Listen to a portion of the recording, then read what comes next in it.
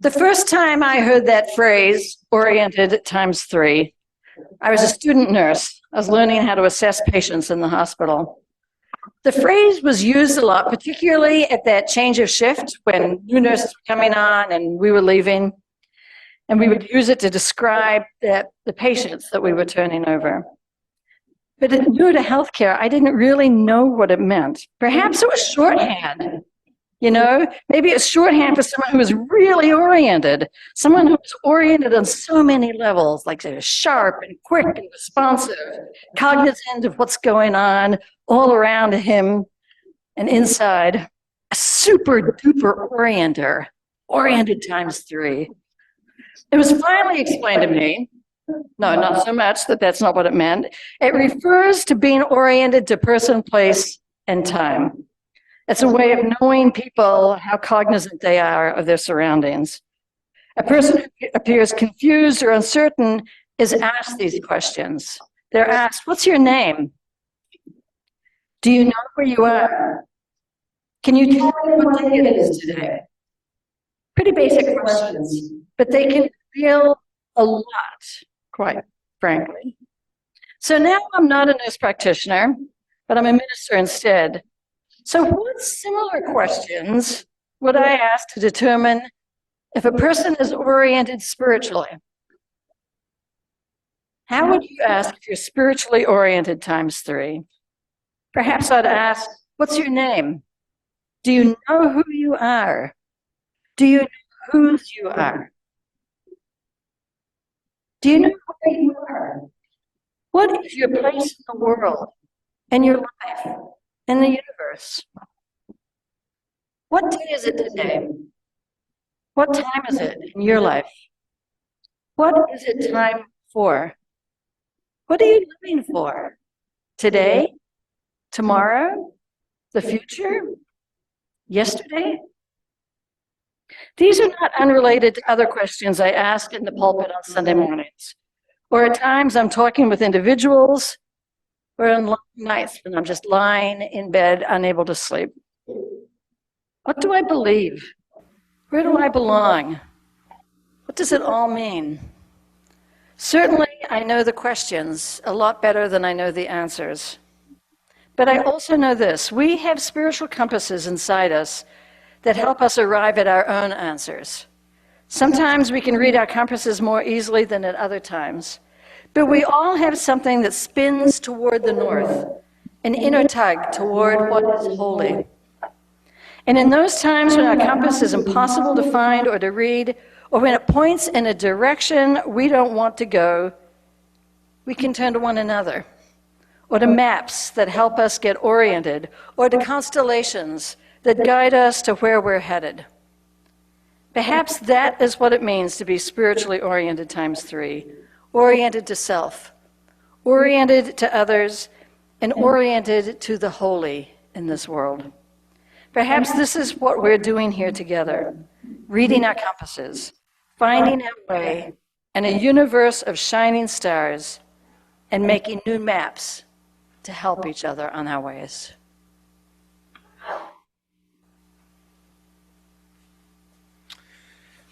I invite you to rise, either with your body or with your spirit, and join in singing hymn 1003, Where Do We Come From? And this is actually written as a 4-part round. We're not going to do that. But we will sing verses 1 and 3 through twice. And in fact, I think we're going to go around again after that. So Maria will play the first line through once, and then we'll start.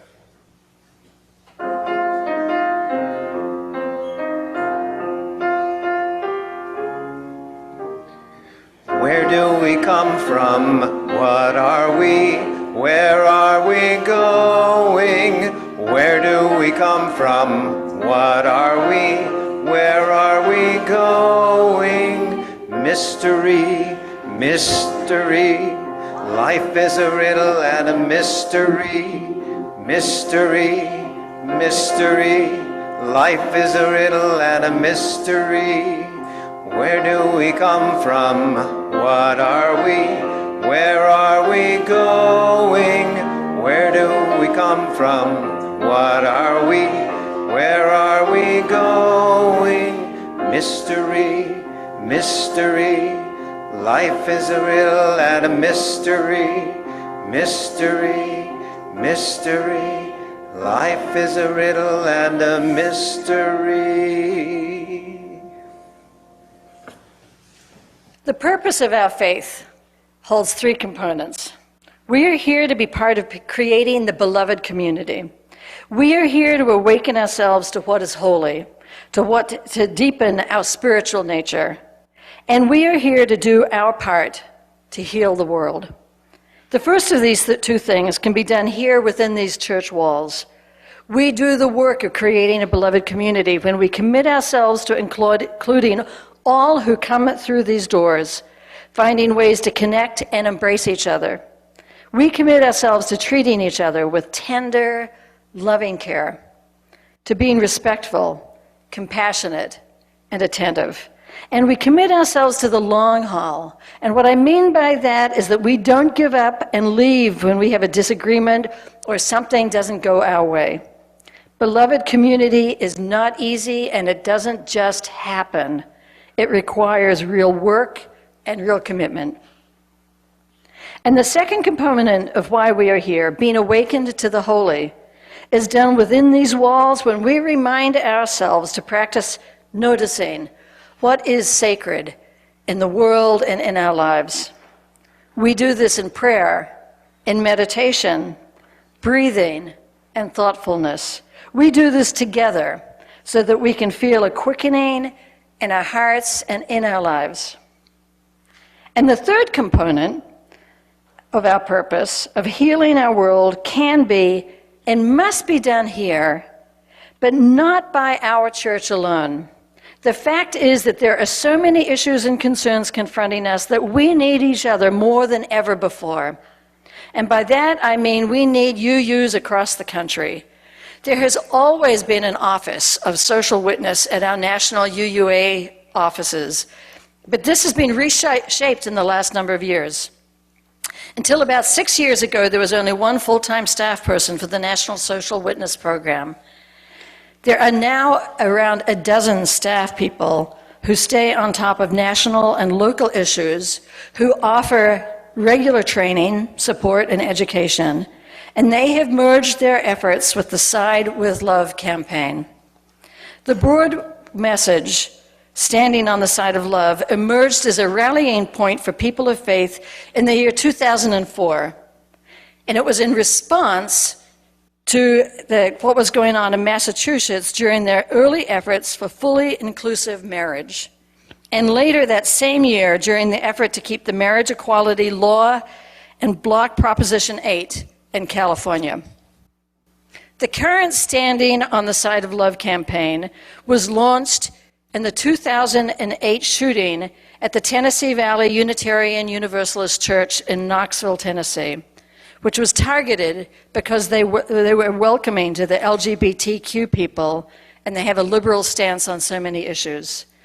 The Knoxville community did not respond with hatred and anger. They responded with an outpouring of love that inspired the leadership at the Unitarian Universalist Association to respond with the goal of harnessing love's power to challenge exclusion, oppression, and violence based on sexual orientation, gender identity, immigration status, race, religion, or any other identity. Since its inception, Standing on the Side of Love has received feedback from disability rights activists within the Unitarian Universalism about the exclusionary and ableist language of standing. Pushed forward by responsive resolution at the General Assembly in 2017, the shift was made to be called now Side with Love. Since the recent merger of the justice efforts acknowledging the need for national leadership, there's a greater awareness that we cannot afford to be focused on single issues. This is an awareness that injustices impact people in multiple complex ways. Audre Lorde states this when she says, "There is no such thing as a single-issue struggle because we do not lead single-issue lives." I'm going to say that again because I love it. There is no such thing as a single-issue struggle because we do not lead single-issue lives. The 4 intersectional justice priorities of the Side with Love office are climate justice. The staff with climate justice organize Unitarian Universalists to advance a just and equitable transition to a clean energy future. Through spiritual grounding and nourishment, political education, skill building, leadership development, and mobilization, they facilitate shared learning, mutual support, and collective action that is also inclusive of indigenous sovereignty and climate resilience. The specific campaign associated with this is the Create Climate Justice campaign. Another is democracy and electoral justice, organizing on the state and local levels to fight for fair elections, advance voting rights, protect abortion access, and resist the targeting and criminalization of Black, Indigenous, and people of color communities. This is our UU the Vote campaign. A third priority is decriminalization, which focuses on activating people of faith and conscience to resist the criminalization of our neighbors and communities and create a safer, more just, welcoming, and sustainable world. This work includes our work on racial justice and immigration justice. Our campaign for this is called Love Resists.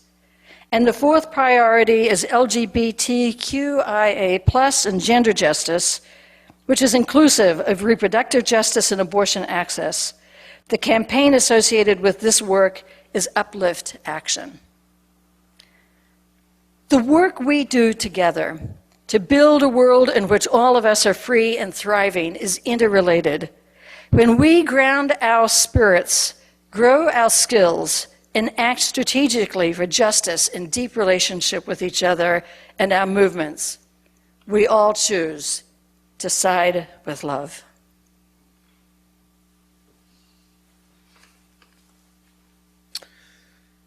I invite you to join me in singing hymn 1014, but we're changing out the words standing on the side of love to answering the call of love instead. The writer of the song has asked for this substitution, and we honor this request. As we sing, I invite the children and young folks to share in collecting the food that people have brought for our little free pantry. Bring those up front and place them in the food basket. Please rise.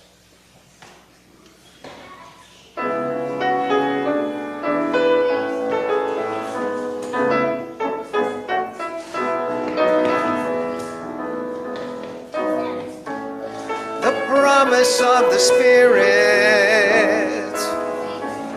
faith, hope, and love abide. And so every soul is blessed and made whole. The truth in our hearts is our guide. We are standing on an tide of love. Hands joined together as hearts beat as one. Emboldened by faith, we dare to proclaim we are answering the call of love. Sometimes we build a barrier to keep love tightly bound, corrupted by fear, unwilling to hear, denying the beauty we found. We are answering the call of love. Hands joined together as hearts beat as one. Emboldened by faith, we dare to proclaim we are answering the call of love.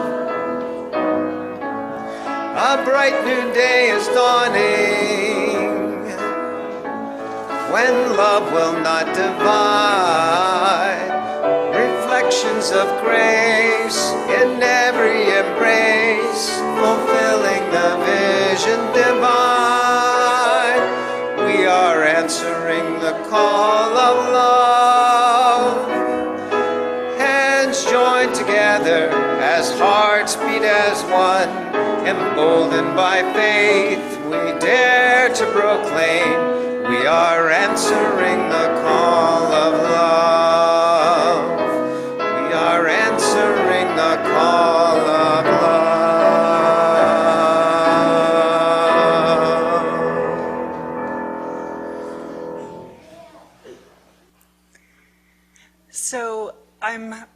Margaret, Northlake's Director of Lifespan Religious Education. And before I tell the story I'm about to tell, I want to tell you a little bit about what we've been doing in our religious education classes downstairs.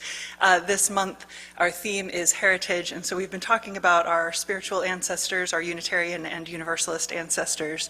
And last week we made bracelets where we remembered with each bead the quality of those ancestors that we might want to draw down, like strength and courage. And so today the story that I have to tell you is about Martha Sharp, who is a Unitarian.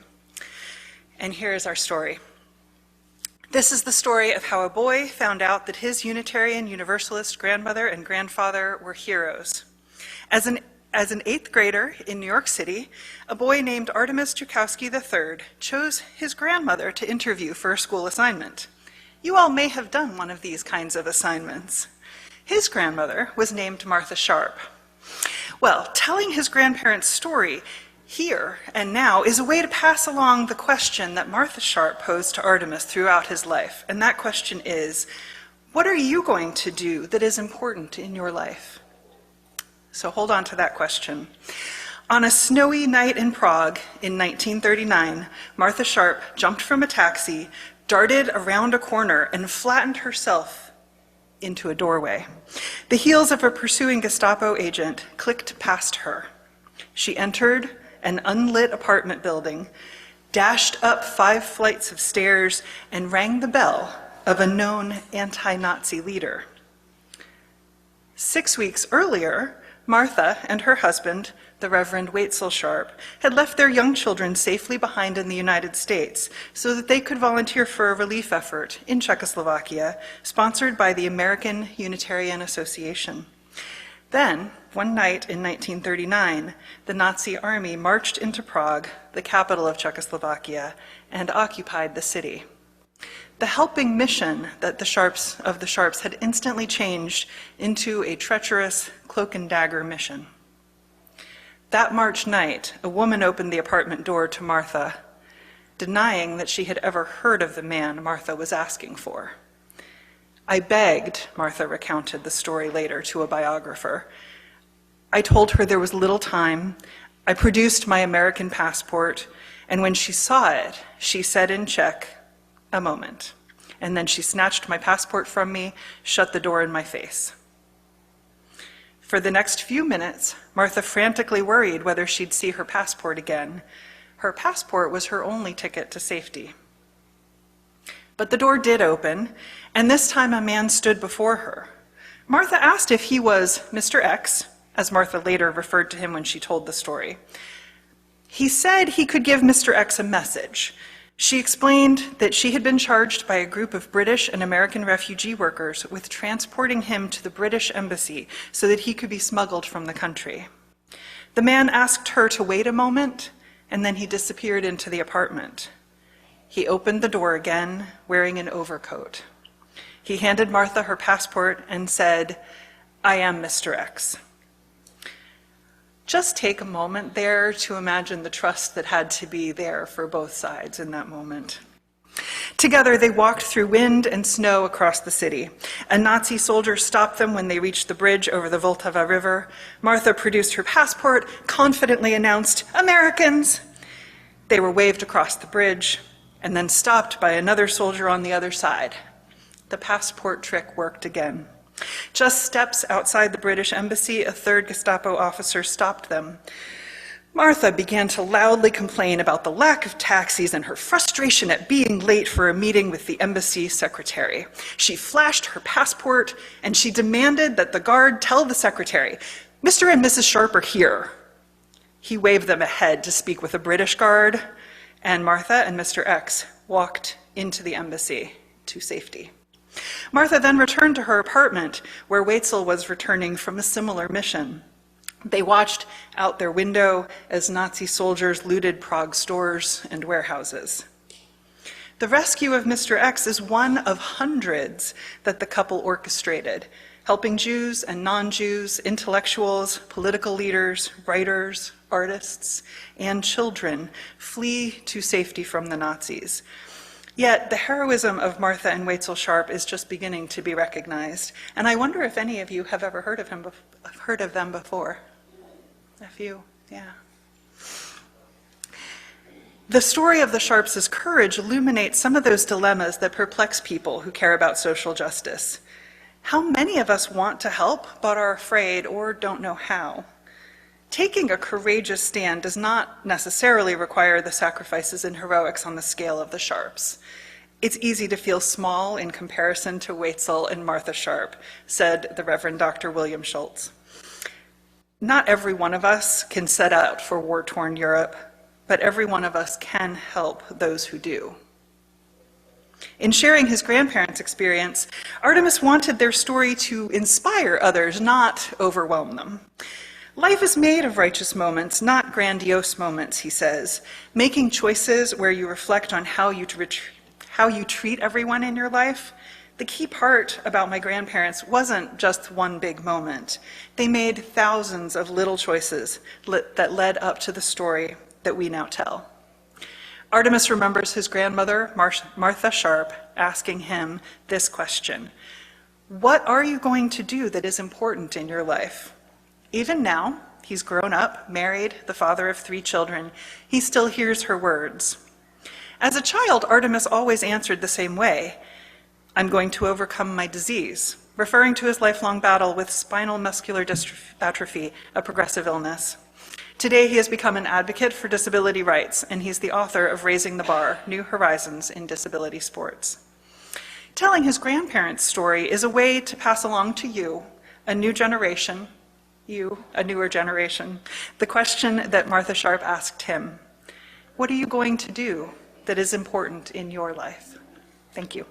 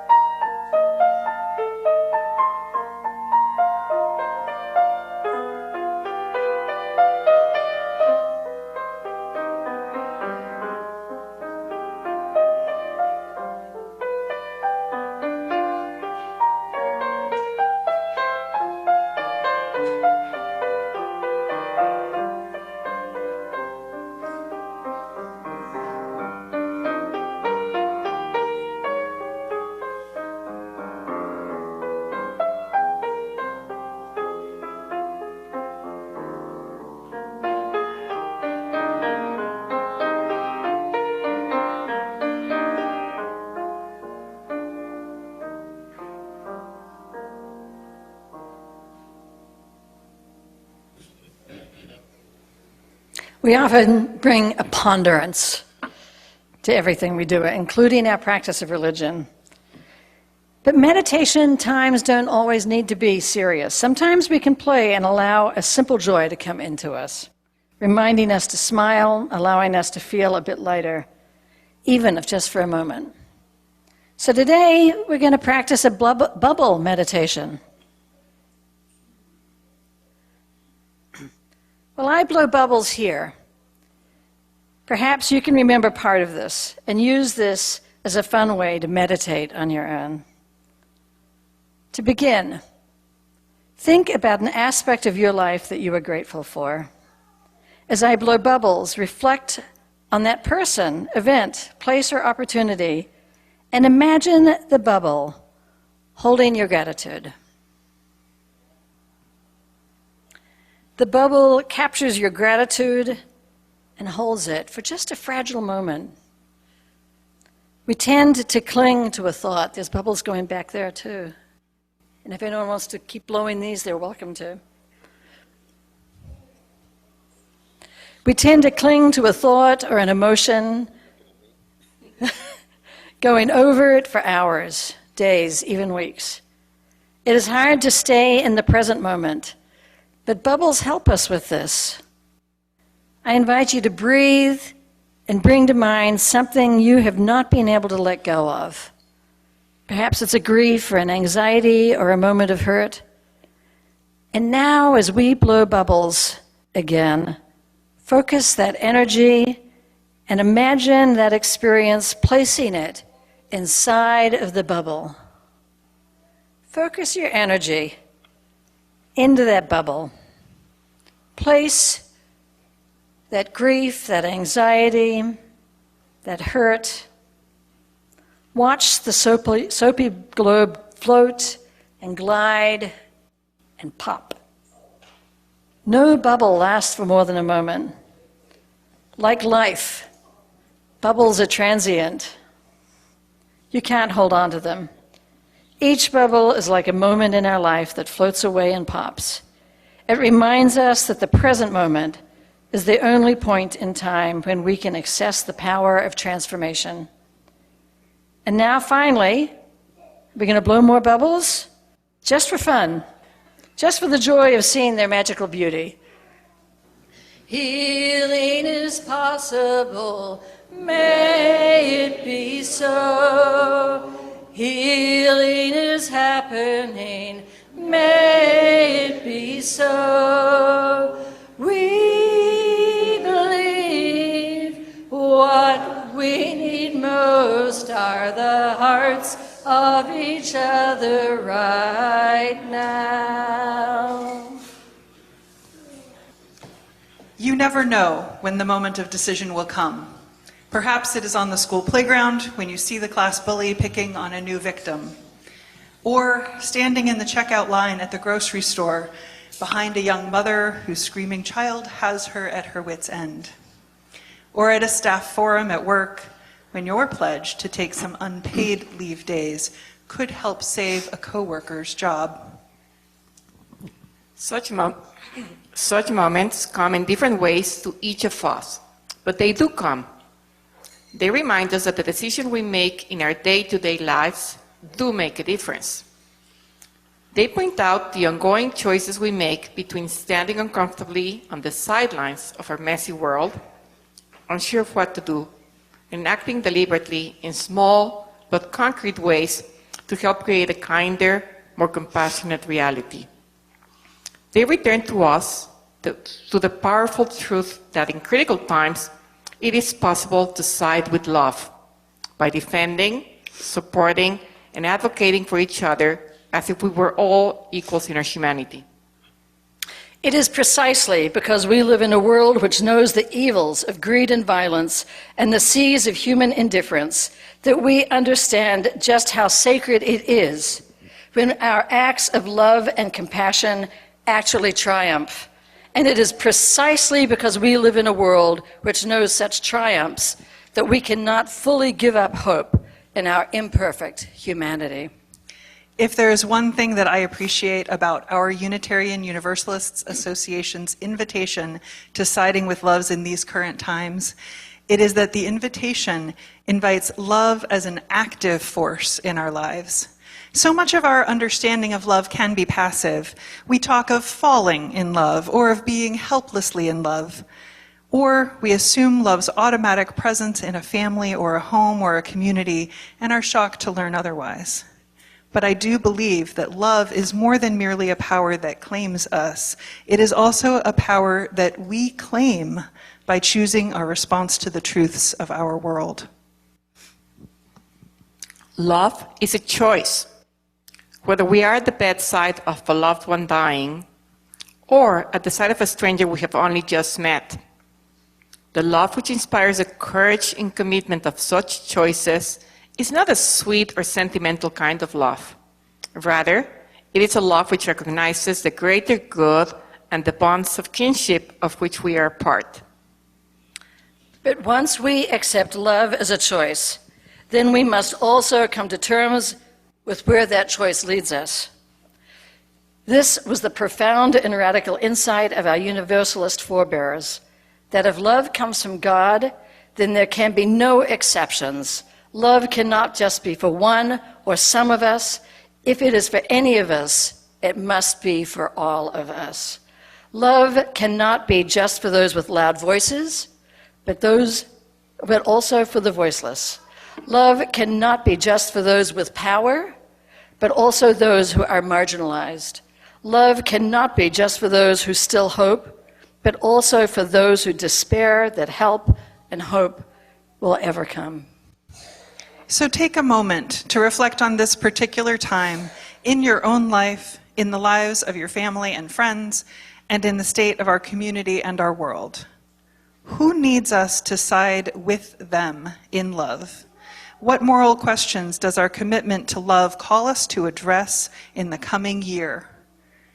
I don't have the answers, nor are the choices only mine to make, but I lift up these questions to spark a conversation as individual people who care about this world and as a community of faith, memory, and hope. Recently, reflecting on the opportunities to stand for love, a friend of mine asked, "Why does it have to be a side? Must there always be a side?" I understand her regret. The last thing our world needs is more division. One answer might be that the call to siding with love is made in the spirit of inclusion. But I also think that we're being invited to occupy a new place or on a new side of understanding about what it means to live spiritually in our world. Love is a choice. It is a deep, life-changing passion, not just for our hearts, but for our souls. We extinguish this chalice, but not the light of truth, the warmth of love, or the fire of commitment. These we hold in our hearts until we are together again. Please rise and body your spirit and join in singing hymn 1056, "Be Ours a Religion." You are invited to take the hand of the person next to you, forming a community circle. We understand we can't all do this, so please fold your hands in front of you if you need to, and we'll hold you in the circle of our hearts.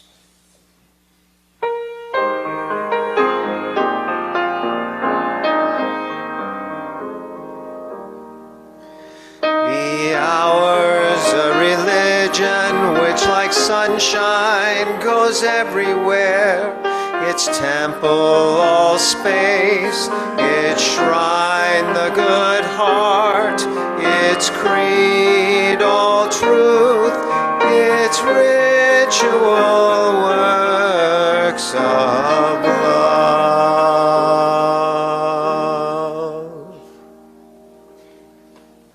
In the name of all that is holy, may the connections between us inspire and sustain us.